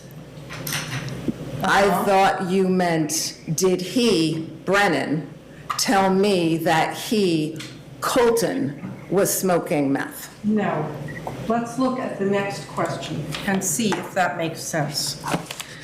So I asked, did he tell you that he was smoking meth? You responded yes. I said, okay, so is he admitting to smoking meth? Now, a person admitting to smoking meth, and you know the language as well as I do, the English language, why would Brennan Wakey admit that Colton Wright was smoking meth? But let's go on. You said yes again. I don't know if this is funny to you, doctor, but it's not funny. Your Honor, we would ask that the state. This is getting a bit out of control. I don't know if you're deposing the witness. No, I'm not deposing her. I am. What are you doing? Are you trying to impeach the witness? I am impeaching the witness, not trying. Okay. I am impeaching the witness. Okay. I would sustain the objection as to improper impeachment. Ask her a question today. Let's find out, and then if you have an inconsistent statement, we can go through the inconsistent statement in the deposition. Let's not just read 3-4 pages from a depo. I'm not reading 3 or 4 pages. All right, I'm reading 4 lines. Let's start at the beginning. Yes. Question in court. Let's ask, what's the question you want to ask? Did you tell us during the deposition that Brennan Wakey smoked meth that night? No, that was not my intention. That was not what I meant. What did you say? I don't care what your intention was. What did you say, doctor? I did look not at the line and just look at the line. Nowhere here does it say that I said Brennan Wakey smoked meth that night. It says, did he tell you he was smoking meth? I just told you a moment ago what I thought that meant. Okay. I thought that meant that Brennan said to me that Colton was smoking meth. Let's look at the next line. I'm getting there. The next one, okay, so he admitted to smoking meth. Yes, he did admit to smoking meth in general, not that night. He told me, it's in my notes, pages 9 and 10. He described his meth use to me. Mr. Wakey described it. He admitted he used it. Stop talking. Your Honor, Hold on, we have 3 people talking at the I'm same time. objecting. She's allowed to answer the question fully without the state. Okay.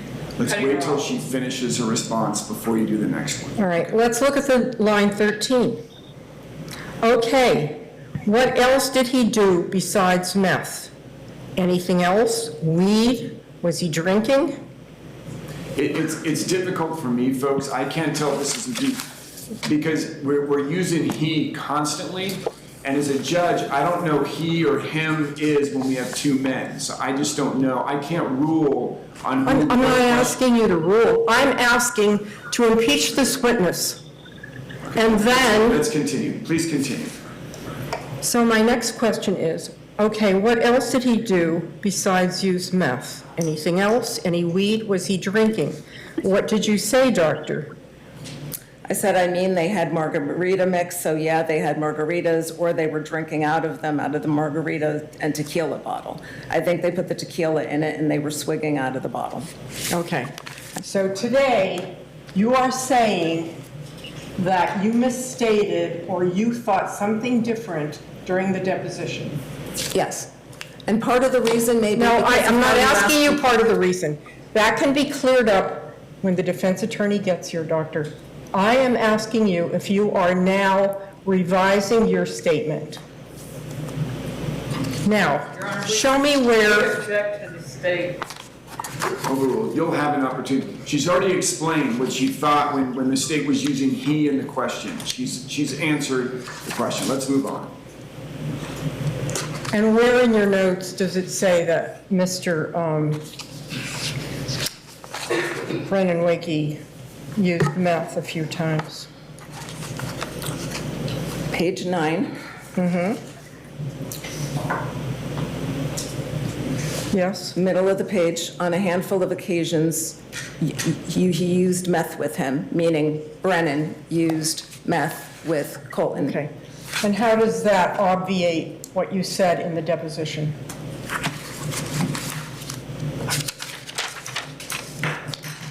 I said in the deposition, when you asked, he admitted to using meth. Yes, he told me that on a handful of occasions, they used meth together. You were not specific. I apologize for the misunderstanding. This also could have been cleared up before today if you had any follow-up questions.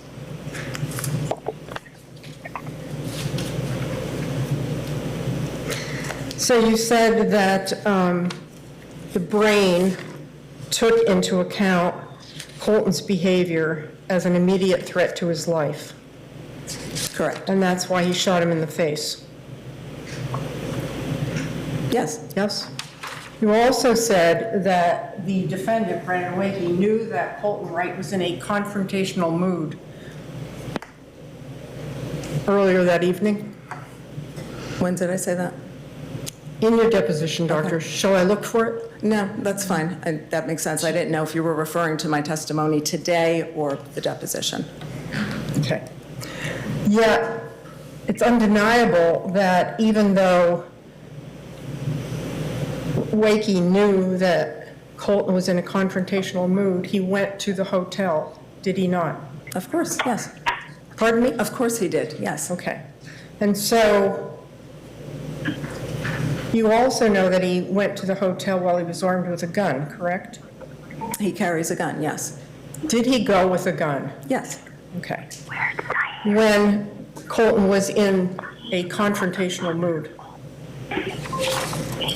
was that something that put him under stress, going to see his lover while his lover was in a confrontational mood and taking an armed and being armed? What's the objection?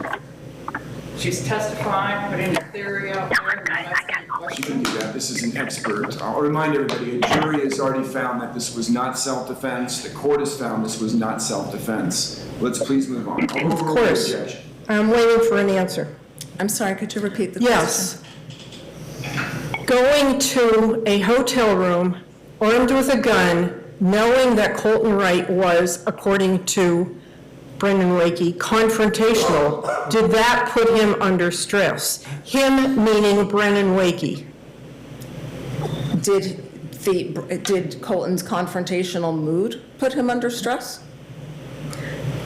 The entire circumstances, Doctor, confrontational mood, going to a hotel where there was a confrontational person, taking a weapon with him that was loaded. Did all of that put Brennan Wakey under an acute stressor? The stress wasn't acute at that point in time. It was stressful. I mean, It was arguing is stressful. always stressful when people are arguing with a partner or with a friend. Okay, and did he drink tequila to alleviate that stress? He said he had something to drink. He did not say specifically it was to alleviate stress. Right. How about one way to alleviate stress? Just walk out? Think that's possible? Walk out of the hotel room. Why not alleviate the stress that way, doctor? Do you have an answer for me? At what point? That point.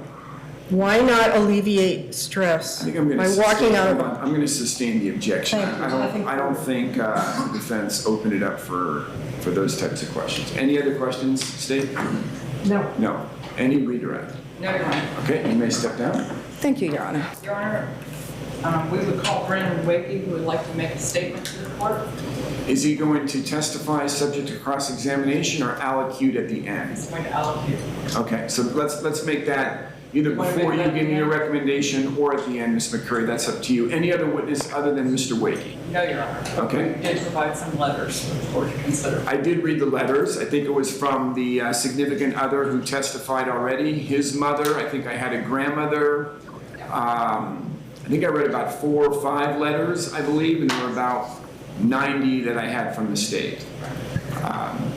There was some text messaging or a photo that you wanted me to consider. Is that right? You had approached earlier, Mr. Yes. Curry. Okay. I had, Any objection from the state to me taking a look? Was this evidence admitted during the trial? Admitted during the standard ground hearing. Okay, I'll take a look at that again. It's been some time since that hearing, so I might not have complete recall as I sit here. I'll take a look.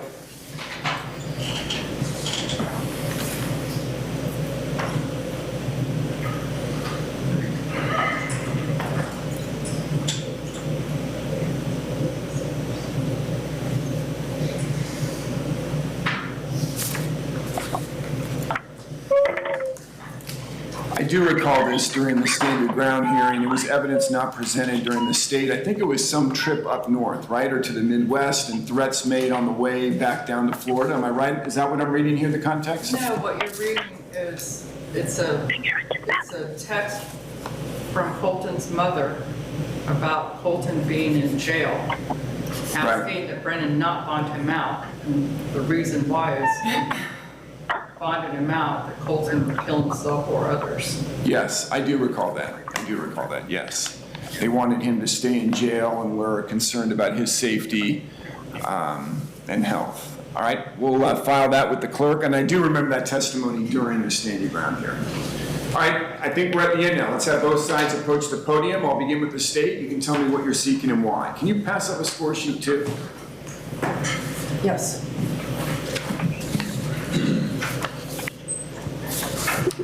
Your Honor, I have argument. It's going to take a lot longer than a few seconds. Okay, you may proceed when you're And ready. I would also like to pass up these photographs that I've already shown to the defense of Mr. Wright. They are not to be entered into the record, into evidence, just for the court to review, and I'd like to return them to Amy Thompson, Mr. Wright's mother. Any objection to me reviewing these photos? No, Your Honor. Okay.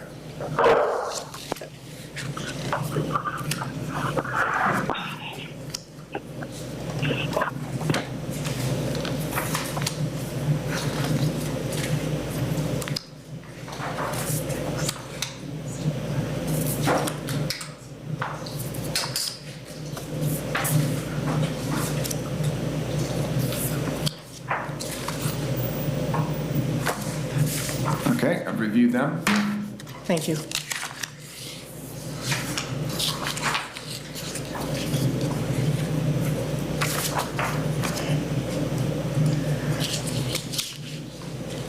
Your Honor, as you pointed out, the jury unequivocally rejected the defendant's self-defense claim and found him guilty of manslaughter with a firearm.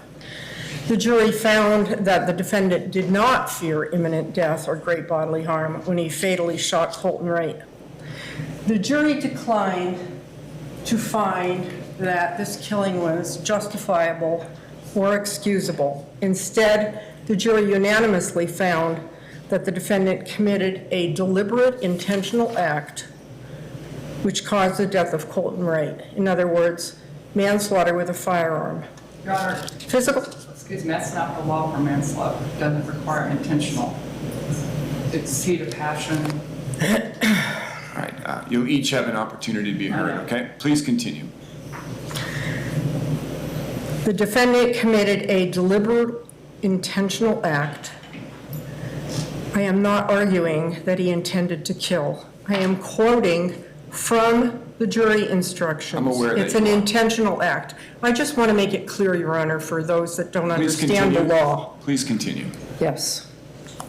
A deliberate, intentional act that caused the death of Colton Wright. Physical evidence rebuts the defendant's version of the events that he presented, both in the stand your ground hearing and the version that appears in the defense sentencing memo. If the defendant was sitting on a bed and Colton Wright was leaning over him with a bottle while the defendant shot Colton, the bed would be covered with blood, with tissues, with Colton Wright's teeth, which were scattered around the room, not on the bed. It simply doesn't happen the way the defendant tells us, and yet the defense is clinging to that argument and asks for a downward departure based on the fact that they claim that Colton Wright was the initiator and a willing participant. Let's not lose sight that Wakey voluntarily and of his own free will went to that hotel room that night. Nobody forced him to go. Nobody put a gun to his head and made him go to that hotel room. Yes, Colton called him, asked him to come over. He's a grown man, allegedly intelligent, educated, and yet he chose to go over there, knowing that there was a tense, unpleasant situation that had already played out at his home, the defendant's home, when Colton chose to absent himself from that home and check into the hotel with Nick Trail.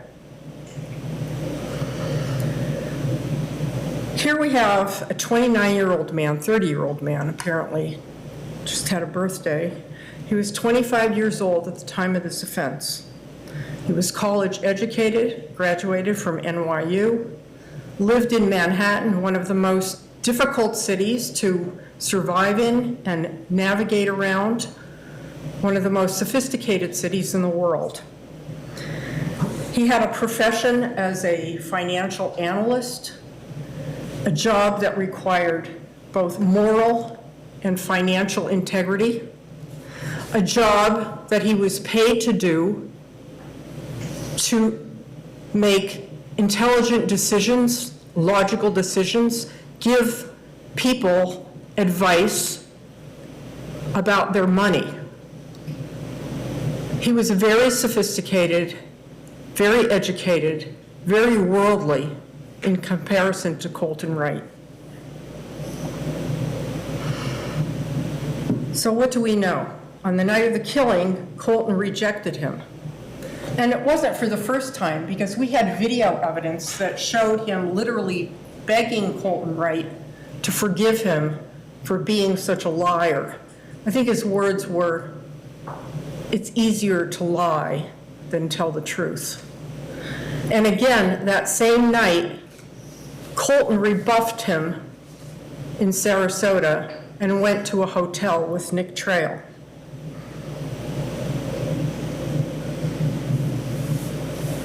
It was clearly a very unpleasant situation, yet Colton called Wakey and asked him to come over. And Wakey, with his New York, worldly, sophisticated, college education, financial advisor, somebody that's a high achiever, his family talks about how bright he is, he chose to go over there. That was his decision, freely and voluntarily. He went over to that hotel. And he ramped that up by taking a gun with him. And he ramped it up further by smoking meth. And let's look at Dr. Russell's deposition. And I know that I did not say, did Brennan Wakey smoke meth? But this is what the conversation was, and it doesn't take a genius to figure out what we were talking about. Did he tell you that he was smoking meth? Okay, there's a he, and she says yes. Okay, so he admitted to smoking meth? Yes. She wasn't talking to Colton Wright during that evaluation. And who would have admitted to smoking meth except for him? Because Colton Wright was dead. There was no She admission. explained to you. I know what she explained, and I find her explanation. Page 8 and 9, he admitted to using meth. I don't know why you're making this into more than what it is. I'm confused by your argument, frankly. I'm sorry that you're confused. I am not confused by my argument, and if you wish to reject it, certainly that is. I wish to you made reject it. your argument. Thank you. Okay. But nevertheless, I think it's important for the record. Okay, the record is clear. Thank you. So he ramped it up by smoking meth and drinking tequila out of a bottle. Now he claims that the victim provoked the incident. There would be no incident if the defendant hadn't voluntarily driven over to that hotel. There would be no incident. And he's claiming that Colton Wright started this incident just because there was a pre-existing relationship between those two men does not mean that Colton Wright was a willing participant. It's difficult to see how Colton Wright is a willing participant to getting shot in his own face. And then let's talk about the downward departure as to the defendant lacking capacity to appreciate the criminal nature of his conduct. The court should evaluate this mitigator by examining the defendant's actions both during and after the offense. Where a defendant, like Brennan Wakey, engages in purposeful, calculated conduct that indicates his awareness of the crime that he committed, it certainly should cast doubt on this mitigator, don't you think? For example, attempting to conceal evidence, fleeing, not calling 911, disposing of the weapon. All that demonstrates that Brennan Wakey knew exactly what he did. And don't tell me that his acute stressor alleviated the minute he fired that gun. That acute stressor disappeared, and then all of a sudden he became his logical self again when he collected Colton Wright's laptop, his phone, threatened Nick Trail, get out of the room, ran down the back stairs with a gun in his waistband and drove off without calling the police. He certainly had the ability to appreciate the criminal nature of his conduct.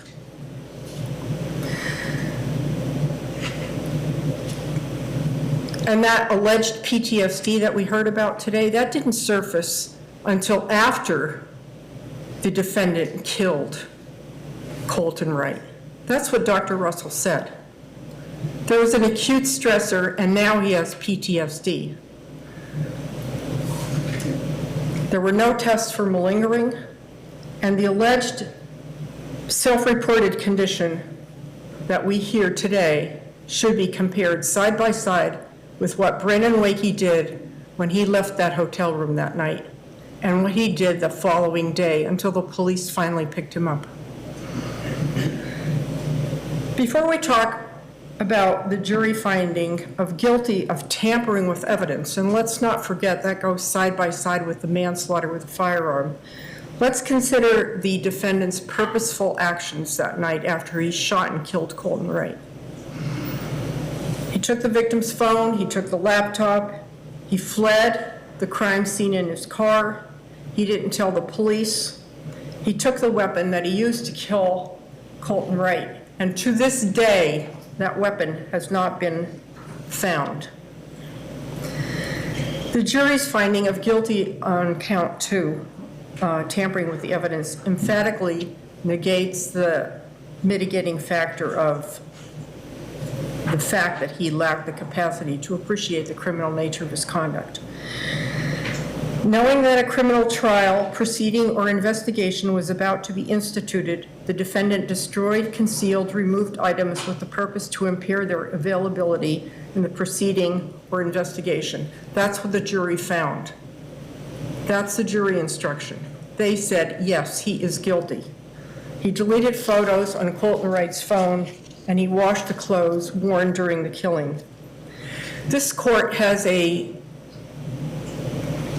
superior vantage point because you also provided over the stand your ground hearing and heard the defendant's testimony, which actually varied wildly from what was presented during the trial. You have a distinct advantage, Your Honor, in assessing the defendant's credibility. Although the defendant recounted many times at that hearing how he and the victim incessantly fought with each other, how the victim threw objects at him, about that knife incident in that hotel room in Tennessee, about the fact that the defendant was sitting in a car when Colton Wright tried to drive them into a light pole, he never once related during the stand your ground hearing, and you never once heard during the trial that there was an acute stress response to any of those incidents. And yet, now, today, he has no capacity to conduct his behavior to the dictates of the law. That is not a valid ground for departure, Your Honor. The defense also asked the court to consider that Mr. Wakey has to live his entire life knowing that he caused the death of Colton Wright, somebody that he cared for. Well, the state's asking you to consider what he said to his stepsister at Grandma's funeral in Port Charlotte. I popped him in the face. I can't wait to write a book so that I'll be more famous than Kim Kardashian. That shows a callousness and a gloating indifference to another person's life. A person that he cared for? Hardly. Colton Wright died when he was 24 years old at the hands of the defendant. He was younger, less educated, less sophisticated. Certainly he was less financially solvent than Brennan Wakey. Yet the theme that runs through this entire case like a thread is that somehow Brennan Wakey was a victim of Colton Wright, that he was traumatized by Colton Wright, that he was acutely stressed by Colton Wright. The facts say otherwise. The state is asking for 30 years in the Department of Corrections for count 1 and 5 years in the Department of Corrections to run concurrent for count 2. Thank you. Corrections based upon downward departures. And, Your Honor, you did not have the opportunity to hear what Judge Curley did on prior motions as far as Mr. Brennan's life, and I'd like to share some of that because that is important in sentencing. Brennan was 25 years old at the time of the shooting, no prior criminal history or involvement in crime. In fact, his life, which I'm going to outline, was totally devoted to education, advancing his education through college and through special licensing, and his career. His life was filled with just that. Prior to December 9th, his education included boarding school for his high school years, attending and graduating from NYU on a full scholarship. He was a serious student, had serious ambitions. He graduated with a dual degree in economics and Japanese studies, and while still a senior in college at NYU, he was offered an internship with the Ameriprise right in the city. After graduation, the internship he did so well turned into a career, with Mr. Brennan being a financial advisor. This was all when he was in his early 20s. He studied and tested for and earned very difficult licenses to get. The Series 7 and Series 66 licenses, and he also passed the rigorous CFA exams, and he's a CFA charter holder. And it's only 12% of the people that take it, pass it. Mr. Wakey, prior to this date, excelled in his career.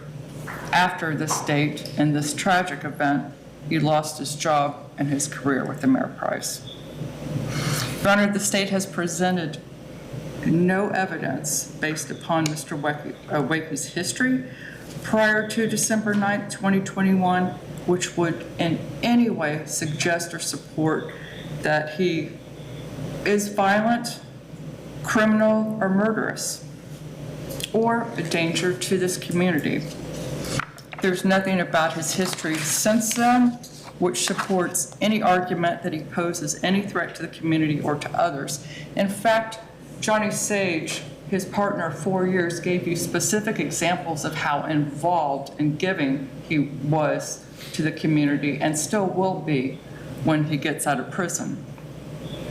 Importantly, Your Honor, there is no evidence that you've heard through this long hearings and trials and through argument today to support that this incident, which resulted in Colton Wright's death, and the circumstances that Brennan was in, was not a singular, isolated in time, but tragic event. Anything that would be repeated at all. Mr. Wakey's defense during trial was self-defense, and during stand your ground, self-defense. And he still continues to believe he had no other choice in those circumstances. That was his belief. The jury did not come back with self-defense, but his belief, again, perhaps it was imperfect.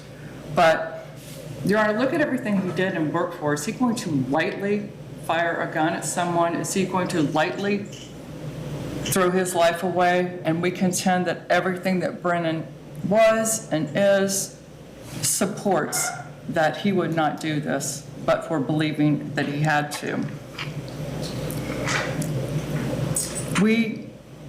The court heard testimony during trial, particularly from Nick Trail, as well as Dr. Vega.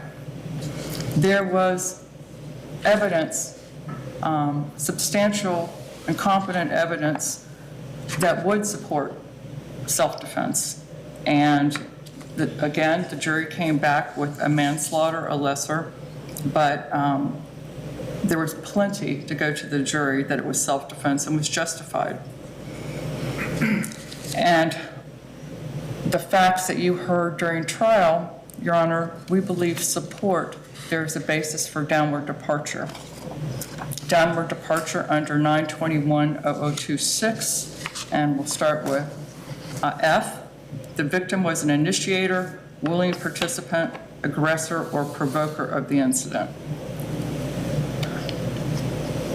Your Honor, the state stood here today and testified, or, well, argued that there was testimony that Colton rebuffed Brennan at some point, that they had a confrontation prior to that time, and that he was swigging tequila. There was no evidence of that during trial. What there was, and I've carefully gone through Mr. Trail's testimony.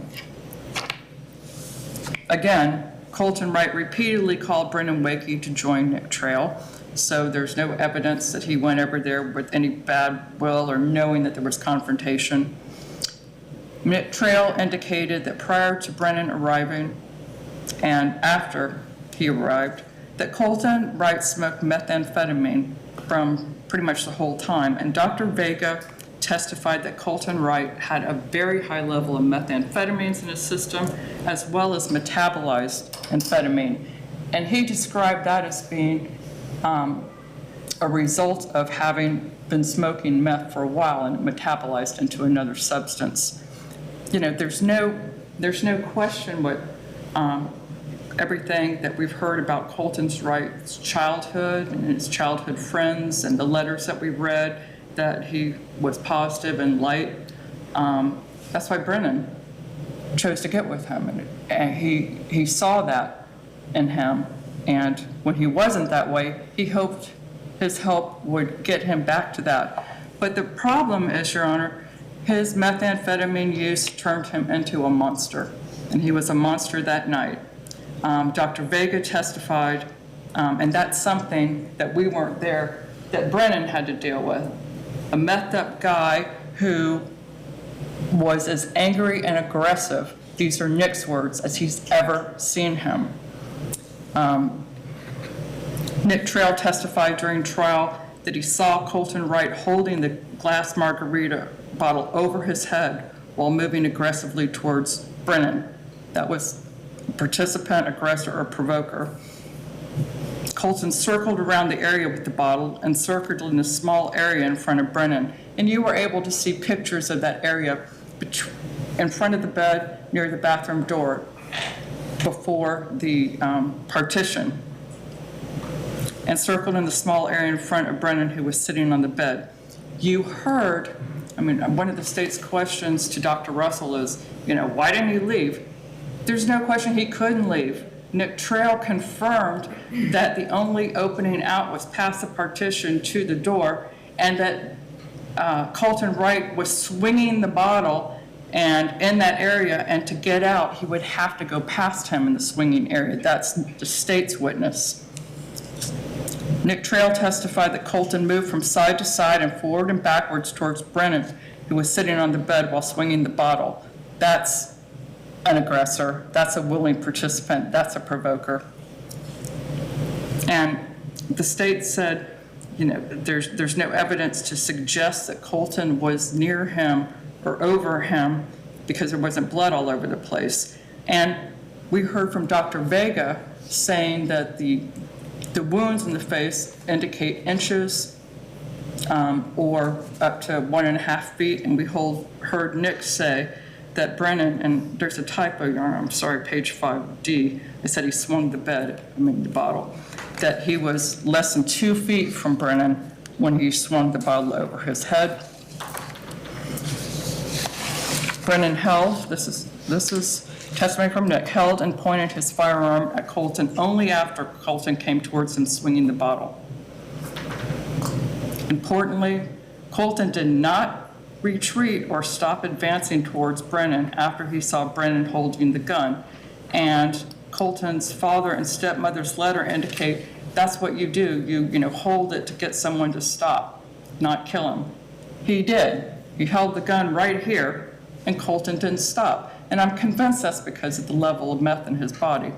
We heard from Dr. Vega that it can make you paranoid, aggressive, not know right from wrong, certainly not have any good judgment, and violent. What is so important, and I know that nothing will change the family's feeling about Brennan, but importantly, Colton said to Brennan, "Shoot me, just shoot me." And Mr. Trail testified that Brennan did not want to shoot him and did not shoot Colton after he said those taunting words. He only shot him when he kept coming towards them and was standing less than 2 feet away. Nick Trail indicated, and Nick Trail was Colton's friend, so it's not like he was saying something, to make it better for Brennan. He said the facts as he remembered them. That Colton was what he thought was trying to scare Brennan or make him flinch and look like Colton was going to hit him. Your Honor, all of this goes toward, is competent, strong, meaningful evidence to support that under subsection F, which is a statutorily mandated downward departure, that Colton was an initiator. He was swinging the bottle. He was a willing participant. He was not stopping. He was actually going forward, coming back, side to side, aggressor and provoker of the incident.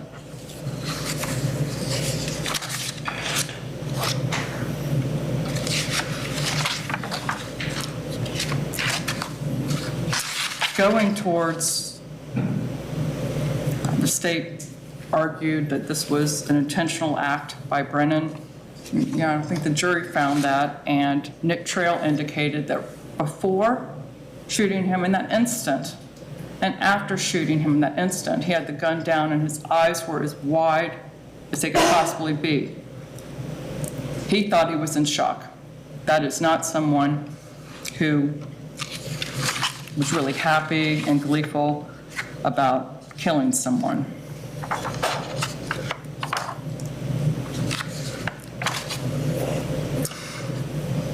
We do understand the grief that Colton Wright's family feel. We're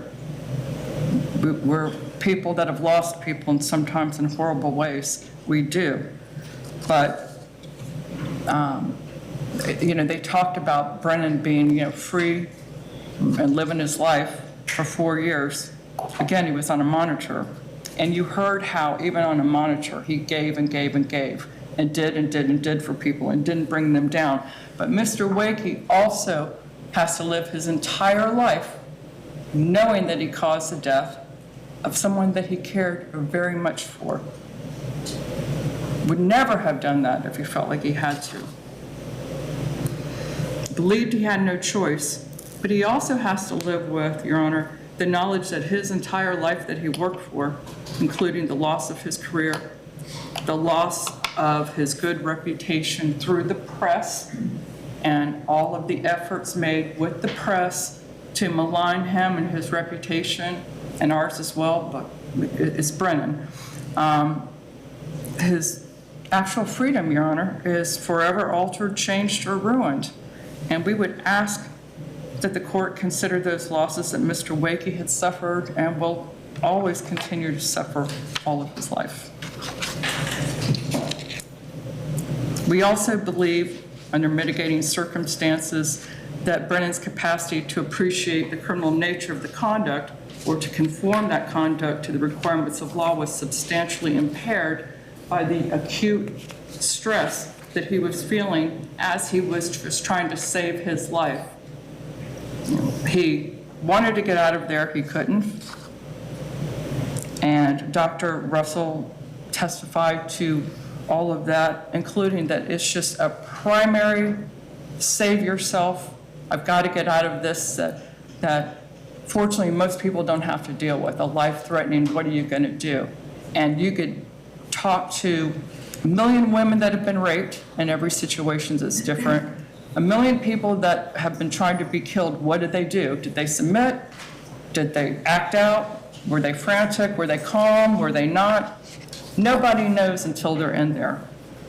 But again, there was substantial evidence that he was indeed having an acute stress disorder, and this is pursuant to subsection C of this downward departure, or he wouldn't have shot the gun.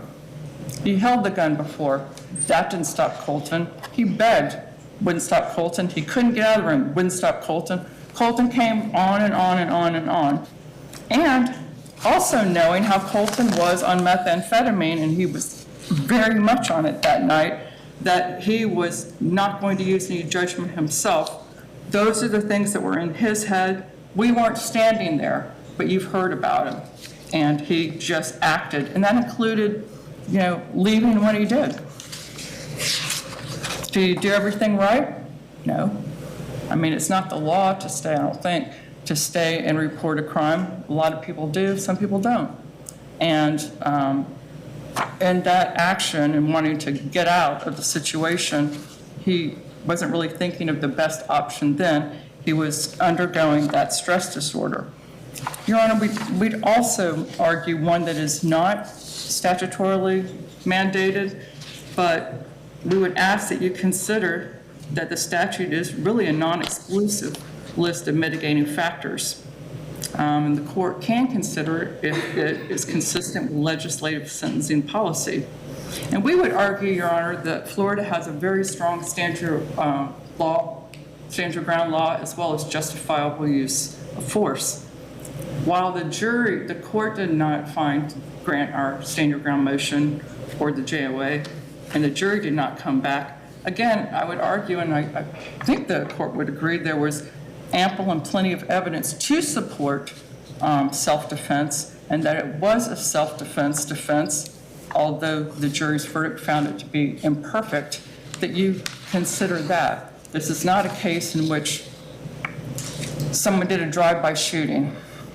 This was not a case in which, it was a bar fight. This was a case in which someone was swinging a bottle, whether you think that's sufficient or not, at Mr. Wakey, and he acted in self-defense. That is something that our state and our country supports, that we have a right to defend ourselves. And so we would ask for that imperfect evidence that the jury did not find was sufficient to be considered, that this was a self-defense case, and quite unlike most second-degree murders. Well, that's what they started with. So we would ask that you consider that, and also consider that under those circumstances and everything that you've heard, this isn't someone who's dangerous to society or is going to hurt anyone again.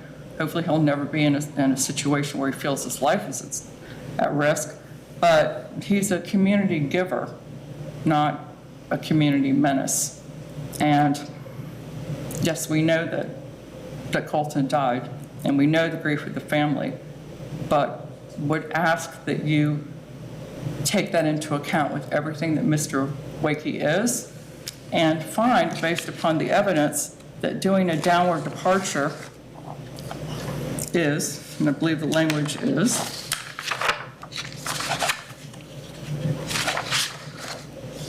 weighing the totality of circumstances, which is huge and heavy, I understand that.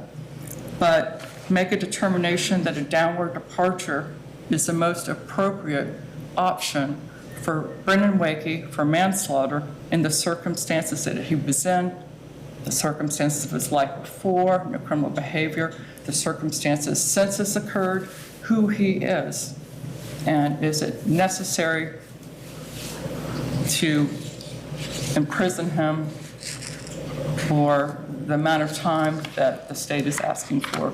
And we submit it is not, and you consider that that's not appropriate. Thank you. No, thank you. For the record, this is Brennan Wakey, who is going to read something to the court. Dean, Good afternoon. I don't even sworn in, no. Okay. Good afternoon. This case has been pending for a long time. I know that everyone here present today is seeking closure, so I want to just keep this brief. I am sorry. There's been a lot of speculation, by the state, in the media, by, various individuals, while this whole process has been going on. It's been over 4 years. I think that, a lot of people don't understand, how hard it is to stay silent, while, defending oneself, in such a matter, and not be able to respond to those statements for such a long period of time. So other than really my testimony in the Stand Your Ground hearing, I gave no media, public statements to media. I made no public statements otherwise, and I was unable to talk to Colton's family prior to today. So I would like to let them know that I am sorry, and that my deepest condolences are extended to them. And Mr. Wright, Ms. Thompson, I'm deeply, truly sorry for everything, and I wish I could take it back, but I just can't, unfortunately. And there's even now, over 4 years later, there are things that replay in my mind that I can't unsee. Nobody here present today, besides myself, saw the look on Colton's face that night. Nobody saw, his demeanor. Nobody saw what his eyes told me, which in my mind was that he was going to kill me. Nobody else had to see the direct aftermath after having fired the gun of him lying on the ground. Nobody else had to see that face to face immediately afterward in person. And that's something that nothing that happens here will ever change. That's something that nothing I can ever do will ever change. I will always see that in my mind. So I have good days, I have bad days. There are days where, again, there's been a lot of speculation. Oh, I didn't show any emotion, et cetera. There are days where I can hold it together. There are days where I'm a mess, and That's, something that I don't ever really foresee stopping. That's going to continue for the rest of my natural life. And in a way, it doesn't matter what the sentence today is, because even if it was the maximum, even if it was life, it's not going to change. That I have to live with the knowledge that I took the life of somebody that I cared about, and I have to continue to see that replaying in my mind forever. Nothing can change that. So, I just want to say that this was a tragedy for everybody that was involved, and to the family, I am deeply and truly sorry, and all I can do is apologize and to ask for forgiveness. Thank you. All right, thank you, Mr. Wakey. There have been some comments made today, in particular, I think, by the victim, Mr. Wright's family. So let me just kind of express some thoughts that come to mind. There was a lot of mention that Mr. Wakey was out and free was the word used while this case was pending. Our system of justice is built on deep concepts of due process and fairness. In fact, it's my job to make sure, when I say my, meaning a job, has the duty to make sure that all of those constitutional rights are protected. For a victim, for a defendant, for the attorneys, for the witnesses, for jurors, for everybody, the public. And that is an initial job of a judge, is to determine the safety of the community if someone gets out or it remains in jail. A judge, not I, but another judge, I believe in this case, made the decision that Mr. Wakey, that it was appropriate for him to remain out on bond, out of custody. That's not something Mr. Wakey did. Keeping someone in jail is not supposed to be a punishment prior to trial. In this country, folks are presumed innocent until proven guilty by evidence to the exclusion of and beyond any reasonable doubt. And so folks oftentimes, many times, are out of custody pending trial. And that's no slight to any victim. It's no slight to a family. It shouldn't be considered that way. The analysis by a judge at that point is safety to the community, and I hope folks understand that.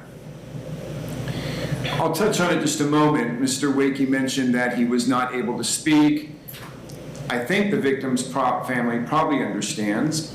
When someone is accused of a crime, they get lawyers. It's not appropriate, frankly, to be talking to the media and the public and making comments while a case is pending. And the obvious reason, folks, is due process. We want a jury to hear the case uninterrupted, uninterfered with, so that a jury makes a decision based on the evidence presented during a trial and to that alone. And so for those reasons, Mr. Wakey is right. Shouldn't speak to others, shouldn't talk in the media, shouldn't apologize to folks for anything that he feels he may or may not have done. It's how our system operates, and rightly so that we can protect the process of our judicial system. And I hope that's understandable for everyone. Mr. Wakey, I think I switched divisions. I came into this division at some point. This case I know has been going on for a long time. Partly that's to blame perhaps for the rotation of judges, but I do know that this case has taken some time, so I understand when you say you want this to have some closure.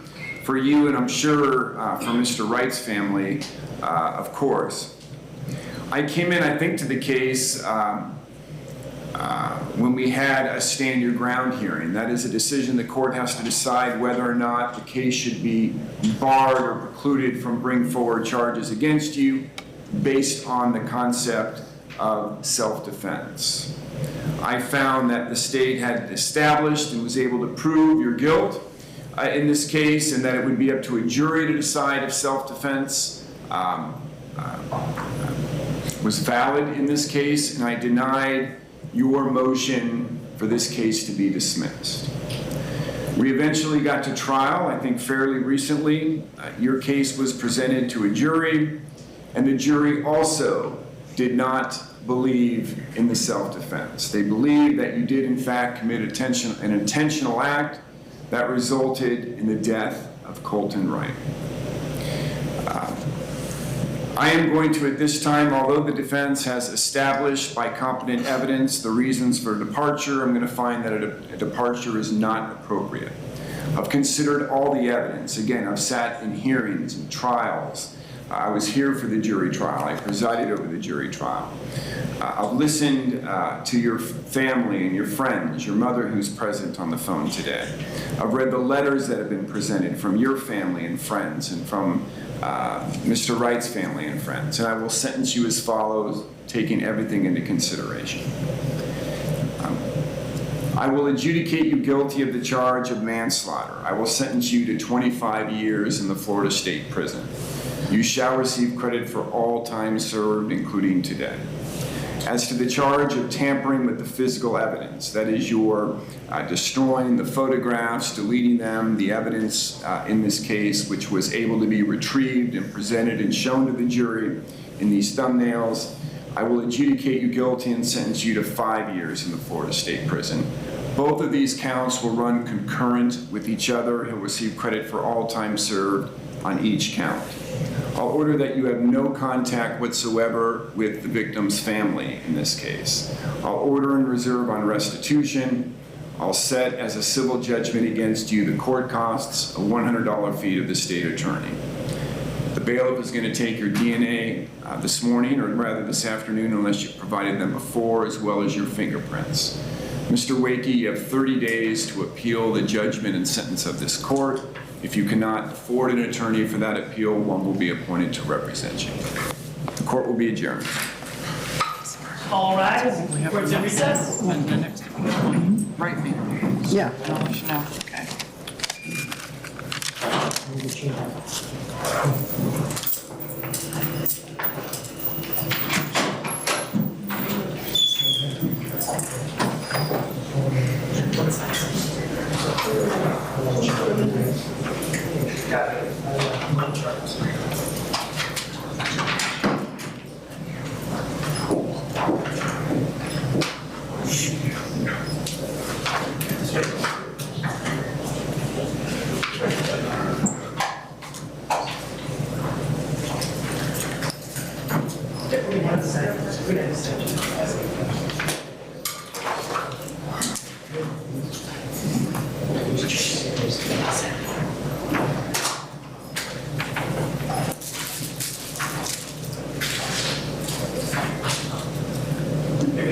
Receivers, that's